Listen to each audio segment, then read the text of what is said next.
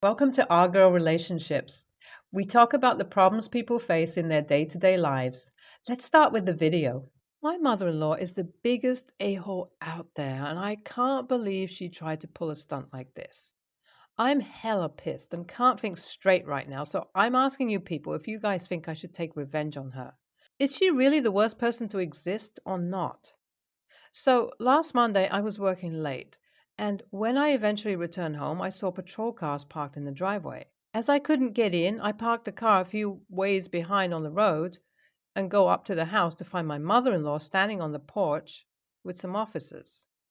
First, I was afraid that something happened to her, or maybe someone tried to rob the house or something bad that would require her to call 911. I quickly ran up to her and asked her what happened and why are all these officers here. She then goes on to completely ignore me and signals the officer.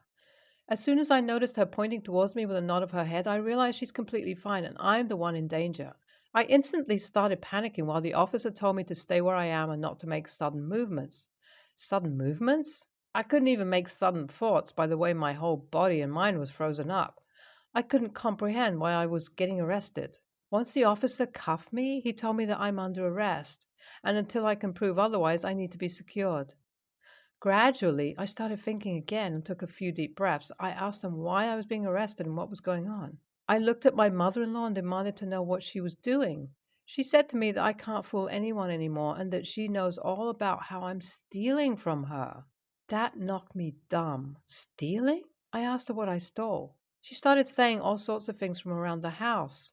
She continued talking about how she always knew I wasn't a good woman and her son made a mistake marrying me. She said if it was her choice, she'd never allow me in this house. She said she knew something like this would eventually happen and I'm just a gold digger. I scoffed at that. I asked her what exactly I had stolen that she's charging me with the crimes of theft. Did I also qualify for larceny or her grace stops at theft? She had the sense to look a little unsure after listening to that, but she recovered herself pretty quickly and continued yapping nonsense. She specifically described the items I had stolen and how she found all of them in my closet. She said I'm probably waiting to find a pawn shop or something where I can sneak the items off to and exchange them for money. It was all so ridiculous that I didn't even bother stopping her at this point. I stood quietly there and kept breathing deeply to keep my bearings about me so I didn't rip her throat out. I knew we had our differences. I knew we never can see eye to eye on anything, but to go to such ridiculous lengths just because of hate was tilting on the side of being pathetic. Once she was done yapping her made up stories, I quietly asked the officer if I'm allowed to defend myself here. Once she was done yapping her made up stories, I quietly asked the officer if I'm allowed to defend myself here. The officer said I have to go down to the station to complete the paperwork, even if by some miracle I'm able to prove my mother in law wrong. I then told him to take one specific item from the house while he took me. I told him the security password and asked him to take the CCTV recordings too. When my mother in law heard about CCTV, her face paled. That was the most satisfactory moment for me of that whole God-forsaken ordeal. That look on her face made me able to go through this trouble because she was frozen from shock. She completely forgot that we have cameras all over the house. Once we went down the station, the officers were able to go through the CCTV.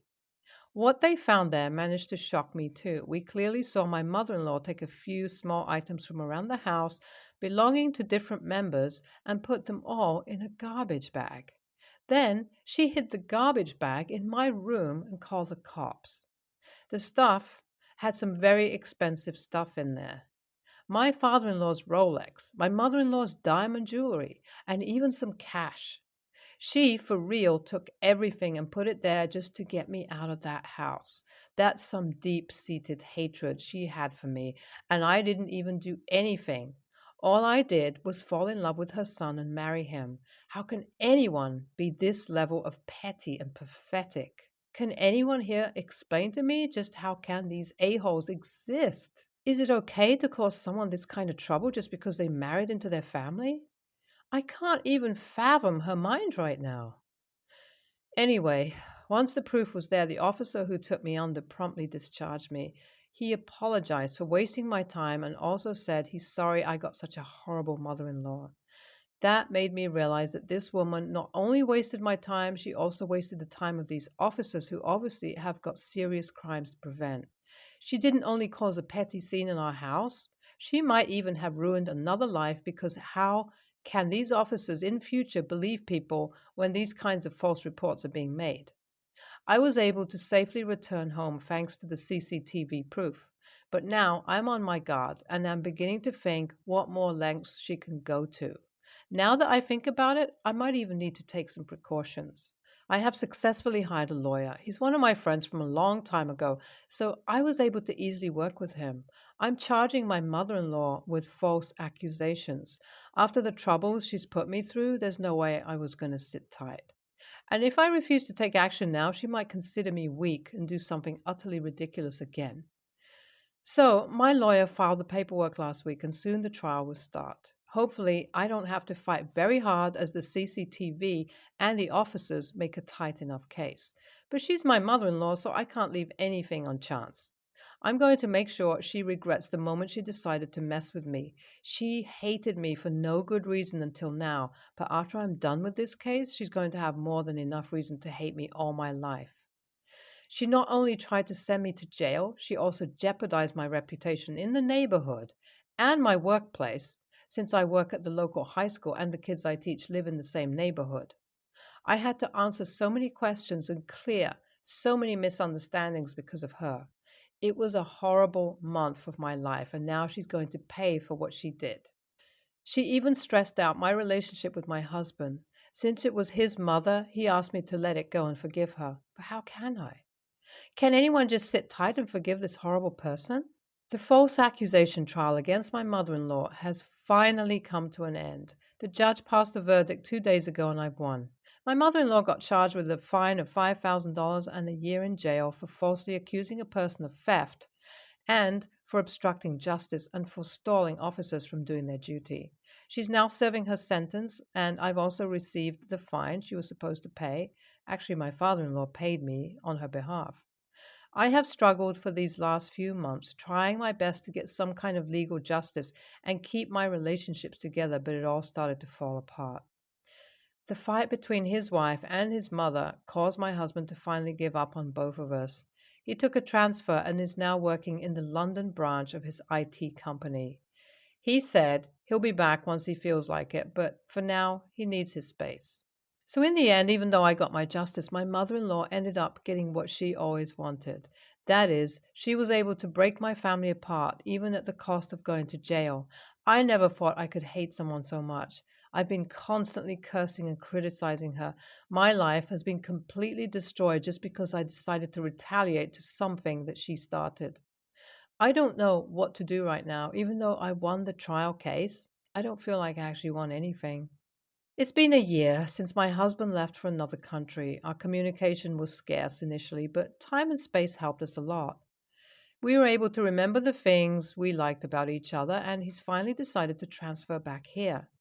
I hope things get better and us living together again doesn't open past wounds. My mother in law is also out of jail now. She actually got out sooner on parole and did community service to lessen her sentence. I haven't talked to her once since the trial, and I don't plan to. After everything that happened, I also moved houses so I don't have to remember the damned incident that caused my life to completely change. Since everything was changing and I couldn't do anything at that time to stop that from happening, I decided to willingly change this one thing. Moving houses has also helped me with learning to live alone without my husband around. I have no kids, so I was able to live out my life however I wanted. And the whole incident with my mother in law made me realize that it doesn't take much to change a life. And I've started to appreciate each and everything about it. Even though I was finally enjoying living separately from my husband, I've missed him a lot. And I'm looking forward to his return. I've already talked to him about my situation with my mother in law and have made it very clear that I'd never try to have any kind of relationship with her, even for my husband's sake. And if he can't accept that, things between us won't work. Surprisingly, he said he was expecting that and is okay with that fact. I was glad to hear that. I can just hope that things don't get worse and only get better from here on. NTA, you're not the a hole. I can't believe you had to go through that kind of horrible situation.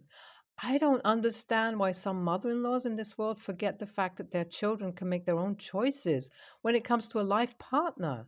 And they eventually have to accept their children's choices. NTA, I hope your mother in law suffers just as much as she made you suffer. This was a truly horrifying read, and I hope you can move on and live a happy life. I'm a 21-year-old female and I'm an affair baby. My dad cheated on his ex wife with my mom.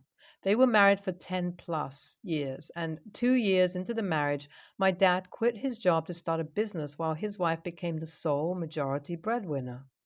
Eventually, my dad's business became very successful and he was ranking out hundreds of thousands of dollars as personal profit.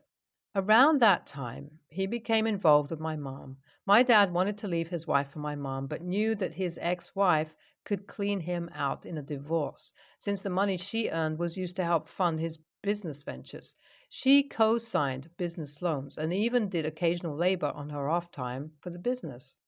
My mom didn't like my dad's reluctance to leave his ex and eventually broke off the relationship, not knowing that she was already pregnant with me. When she found out the plan was always to give me up for adoption, as she felt the need to tell my dad, but on the day that I was actually born, she changed her mind and decided to keep me. I was around 2 years old when my parents reestablished contact, and by that time, my dad had convinced his ex wife to sign a post-nuptial agreement with an infidelity clause that would be heavily in the hurt party's favor if ever proven.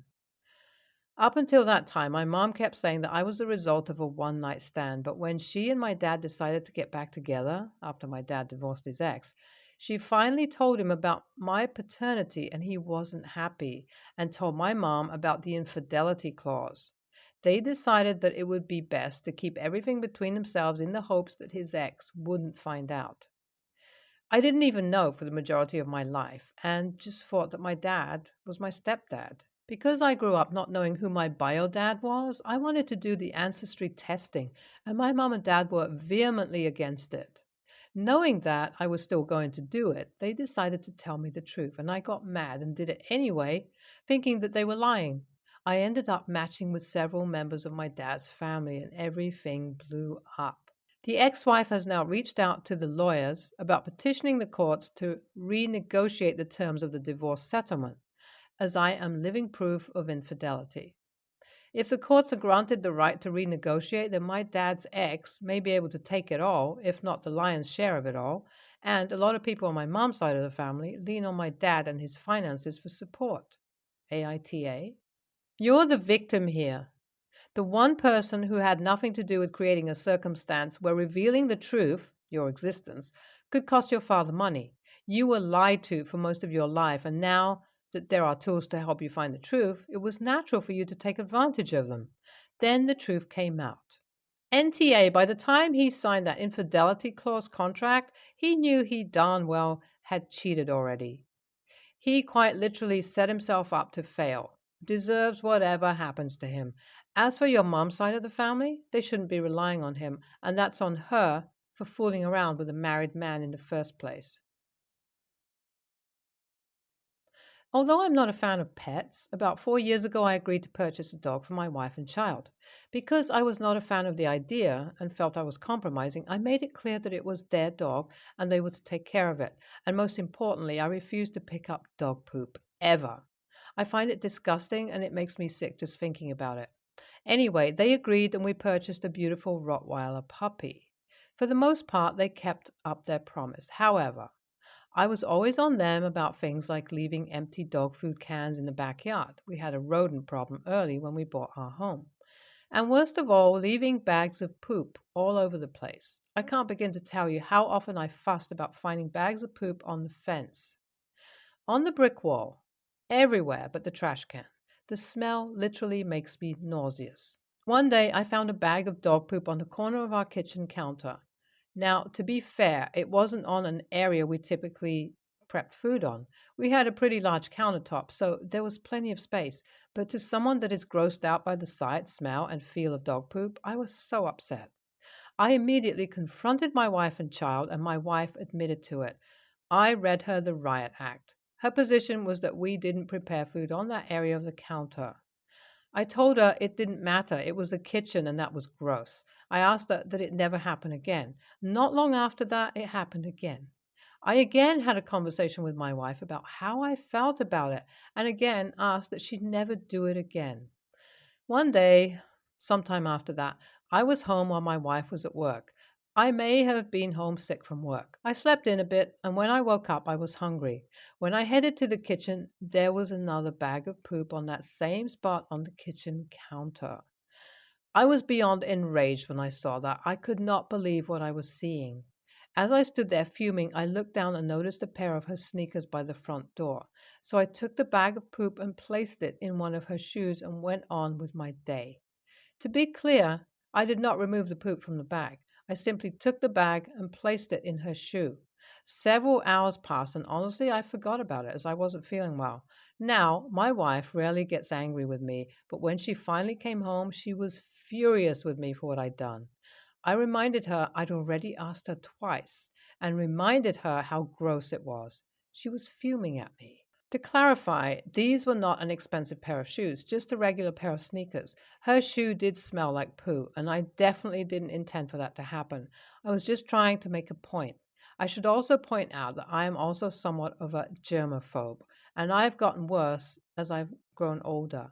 I'll also add that since doing that, I've never found a bag of dog poop on my kitchen counter.